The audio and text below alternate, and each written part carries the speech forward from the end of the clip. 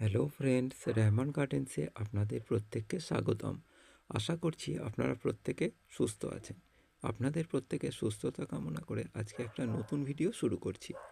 দেখুন বন্ধুরা, আমার মা এই গাঁদা ফুল গাছটা একটা ছোট্ট প্লাস্টিকের বাতিল জারে লাগিয়েছে এবং এর গোড়ায় যে মাটি দিয়েছে দেখুন, চা পাতা পচা আর সামান্য একটু গোবর খোল এটার মধ্যে দিয়েছে। ছোট্ট গাছটা কীরকম বেড়ে উঠেছে আর কি সুন্দর ফুলের কুঁড়ি এসছে সেটা আপনারা দেখুন।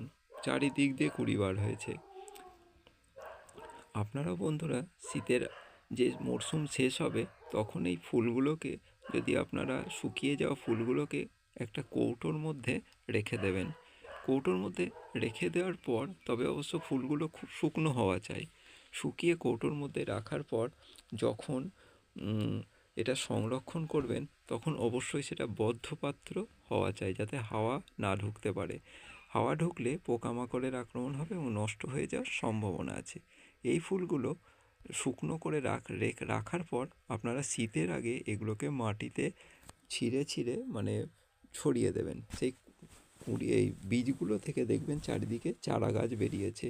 আপনাকে তাহলে আর নতুন করে ফুল গাছ কিনতে হবে না, আর ভাবতে হবে না যে কি করে আমরা এই শীতকালের সিজনে নার্সারি থেকে গাছ কিনে আনবো, কারণ এই গাছগুলোই আপনাদের পুরো শীতটা ফুল দেবে। এই ফুল গাছগুলোকে আপনারা একটা জায়গায় প্রতিস্থাপন করবেন, আর যদি বাড়িতে জায়গা থাকে চারিদিকে ওই এক জায়গা থেকে সরিয়ে দেবেন। তাহলে দেখবেন আপনাদের সারা বাড়িতে গাঁদা ফুল বা অন্যান্য ফুল ভর্তি হয়ে গেছে। এইভাবে আপনারা আপনাদের সময়কে এবং টাকাকে অপচয়ের হাত থেকে রক্ষা করতে পারবেন। আর 2 নম্বর কথা, আপনারা যে বাড়িতে চা পাতাগুলো ফেলে দেন সেগুলো যদি এই গাছের গোড়ায় একটু শুকনো করে দেন আর সামান্য একটু ঘুঁটে বা গোবর খোল যদি একটু ভিজিয়ে দিতে পারেন তো খুবই ভালো। আর যদি না দিতে পারেন, শুকনো অবস্থায়ও যদি দেন তাহলে কিন্তু খুব এর উপকার হয়। আর চারিদিক থেকে দেখবেন এর ফুলের কুঁড়ি বেরিয়েছে এবং প্রত্যেকটা থেকে ফুল ফুটবে। এইভাবে আপনারা শীতের আগে যদি করেন তাহলে পুরো শীতটা আপনারা ফুল পাবেন এবং আপনাদের বাড়ি পুরো ফুলে ভরে যাবে।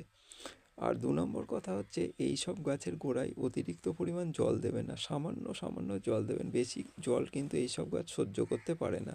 এদিকটায় আপনাদের খেয়াল রাখতে হবে, তাহলে কিন্তু মারা যাওয়ার সম্ভাবনা অনেক বেশি।